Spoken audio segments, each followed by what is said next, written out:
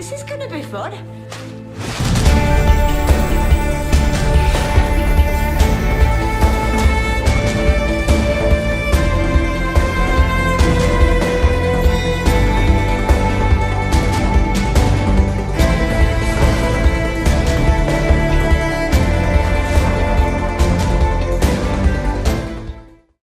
What's going on guys, it's Entertainment Critic and welcome back to another review of Doctor Who Series 11. I know I've been uploading a lot of Doctor Who recently, well, it's one video, but it's my last upload and this is another Doctor Who video.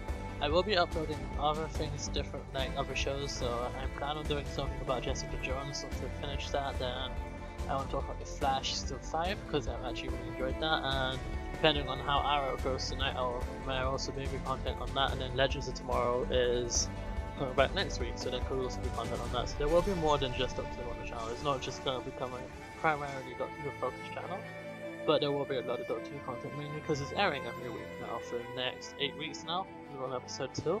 So yeah, I've spent 40 seconds talking about not Doctor Who. We're going to get straight into it. So episode 2, The Ghost Monument. There was a lot of hype going around for this episode, mainly because of the cliffhanger of the last episode where they were in space, and that plotline was resolved pretty quickly.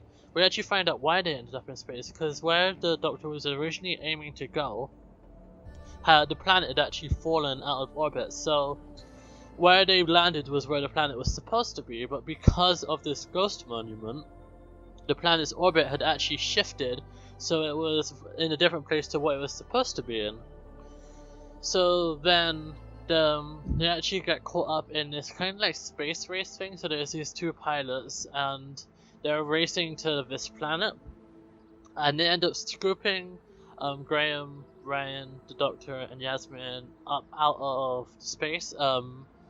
Graham and Ryan end up going with one of them, and then the Doctor and Yaz ends up going with the other one, and the Doctor and Yaz's pilot, his ship is actually breaking to pieces, and they're heading on a crash course towards the planet, and they're not going to make it without crashing on the planet. They do actually end up crashing on the planet too, and Jodie has fallen literally straight into the role. So in this episode, it feels like she is the Doctor. I know, like I said, there was a lot of backlash going into this, but I honestly think anybody who had original backlash against this has honestly faded by now, because she had another stand-up performance in this episode. There were a lot of good moments in this episode, especially when she was interacting with the main villain, which was the planet itself. Well, the scientists that were originally on the planet were forced to make the planet, to make weapons, and now the planet is a barren planet and it's actually got a load of weaponized things on it basically. There was like this cloth which is sentient, and it basically tries to kill one of the pilots and ends up saving the day by using. He has this self-lighting cigar, so they end up throwing it, exploding. But there was some scenes I do want to focus on. I'm going to try and make this a little shorter than 20 minutes, because I know my first episode 1 review is 20 minutes. I don't want to go to 20 minutes again, but I want to get everything I liked about this episode and then fit drawbacks. So there was a scene where the Doctor is talking to the main villain and is actually looking into her mind, and it says to her, "We see further back deeper, the timeless child." And there was a lot of speculation about what that could mean. Some people who are digging really deep into it could think it could mean Susan, because obviously the Doctor left Susan, and there's rumors that she didn't age. There's actually something in the Sarah Jane Adventures where she references, I think it was Bill and Polly, which I believe were the parents of Susan. I could be wrong, I don't know much about the classic series, but she said that they never aged since the 60s. So that could be a tie into that, and that could be meaning that Susan didn't actually die, or hasn't actually died, she hasn't actually aged since the 60s. That could be a tie-in, or they could just straight up be referencing the Doctor, because the timeless child, it links into Time Lord mythology and everything that has gone with the Time Lords. So I'd imagine it is honestly to do with the Time Lords rather than Susan, but there is that link there. It could be linked in the future. Another linking we did actually have in this episode was the Stenza. The Stenza, as you know, were the villains in episode 1. the Tim Shaw or Tim Shaw, however you want to pronounce it, was the main villain for episode 1. He came to Earth on a hunt, and it turns out that Destanza had actually been on a hunt on one of the pilots' planets as well. So we're slowly getting hints of Destanza being more powerful than you'd actually first anticipate. So they could end up being the 5th season finale villain. I could see that happening because there's he said that Chris Chibnall said that there is no mystery box. Like, to Stephen Moffat, there's like a mystery box. What's this mystery each season? The Stanza aren't a mystery. They are just something that keeps popping up wherever the Doctor has gone so far. It's kind of, you could link it back to season 1 with Bad Wolf, where Bad Wolf was following the Doctor and Rose wherever they went throughout time and space. So if the Stanza keep popping up in the background of every single story, maybe we'll see a full-on Stanza invasion or a full-on Stanza attack or assault somewhere by the end of the series. I can see that happening because I don't see why they would tie it into another episode, because he did say that most of the episodes are going to be self-containing, if not all of them. So I can honestly see the Stanza linking in at some point later on in the series, but other than that, it was pretty self-contained. And it was slow. My only complaint about this episode was it was slow.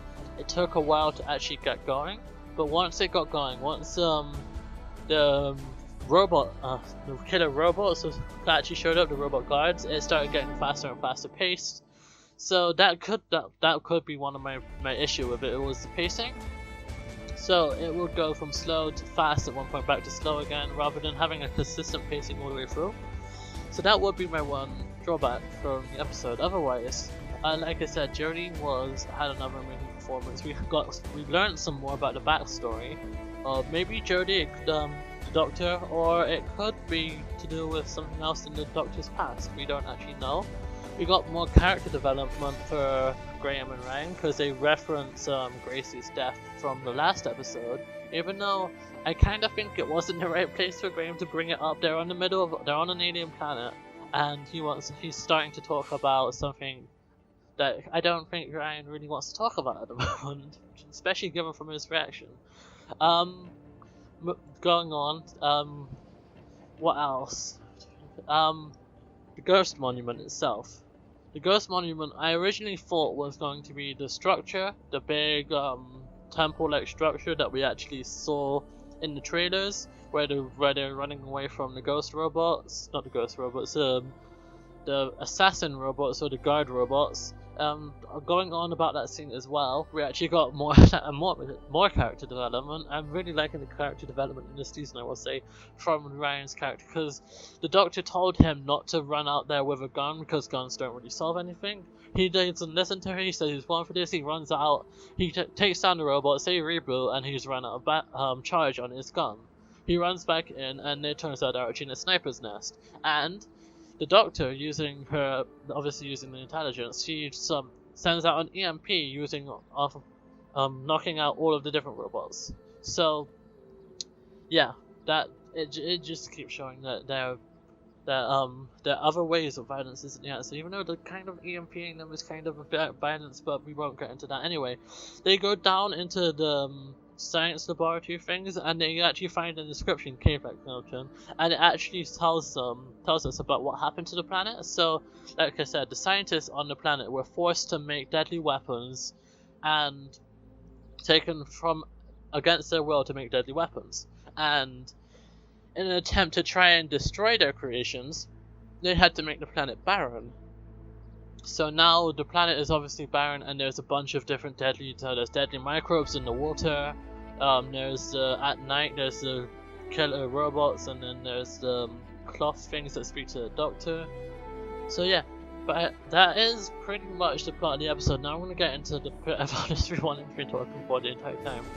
What is the actual Ghost Monument? The Ghost Monument, as it turns out, is the TARDIS, and the reason why the planet had actually moved out of orbit was because the TARDIS, after it was blowing up at the end of Twice Upon a Time, was actually the engines there was something wrong with the engines, and it was phasing in and out of time and space, which moved the planet out of its orbit. So that was what the Ghost Monument was, because the TARDIS was phasing in and out of reality, so that's where it got the name the Ghost Monument. And the Doctor, obviously, well, not obviously, but the Doctor does get left behind by the runner of the race and the 2 pilots, and they have a character moment, and then the TARDIS appears, and one of the funniest lines in the whole episode, because the TARDIS is trying to phase in, and she's like, come on, give me this, and then the TARDIS appears, and she's like, come to Teddy, and it's like, oh wait, I mean mommy. Now, I don't know why that was so funny, to me it just was, and then I don't know how she does it, but when we had the scene where it was just the Doctor and the TARDIS, and she's up against the doors of the TARDIS, and she's like, I lost my keys, sorry. It's just the way she acted it out. It really felt you could feel a connection, even though you know the TARDIS is like. But if you think about it in the actor's perspective, Jodie is acting to a phone, basically a prop phone box. How she does it, I don't know, but it's amazing. We get the reveal of the TARDIS, and there's actually a porch. So, in the 1960s police boxes, it was just literally a box, and there was like a little porch area inside, kind of, you could say. And that is that's the walkway into the TARDIS now, and then obviously it expands out into the console room, and it's kind of like a cave. So there's crystals everywhere, and if you watch a video, like, the set designer actually explains how the new TARDIS works, and I'll try and link that in the description below, but he says how the main crystal in the middle actually powers the TARDIS, and he designed the TARDIS for Jodie specifically, obviously, and it's designed to be more physical because she's more of a physical actor, and my favourite part of the TARDIS is so good. There is a custard cream dispenser in the TARDIS. Each Doctor has their own little unique thing. Matt Smith had Jamming Dodgers, he had fish fingers and custard, and the Fez. Peter Capaldi had the Sonic Shades. What did David Tennant have? David Tennant had the stethoscope, I suppose, and a few other things I can't really remember right now. That's another thing. They haven't referenced the psychic paper yet. I don't know if she still has the psychic paper, because she had to build a completely new sonic screwdriver, and the TARDIS hasn't given her anything yet, so I don't actually know if they've scrapped the whole idea of the psychic paper. That's an interesting thought.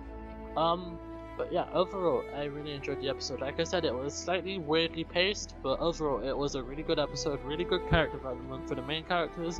The new guest star characters were really well developed too. We actually got to know one of the characters, her backstory, that her planet is actually on the verge of collapse, is overpopulated, and she's doing this race so she could save her family. So the characters were well developed. We understood the villain, we knew what it was. Everything was near perfect. Like I said, the only issue is the pacing. So yeah, that is my review for Doctor Who Season 11, Episode 2 of The Ghost Monument. What did you think of Doctor Who of The Ghost Monument? Leave that in the comment section below, and if you enjoyed this video, please do hit that like button. Your support is very much appreciated, and subscribe if you're new. And I'll see you guys in the next video. Peace.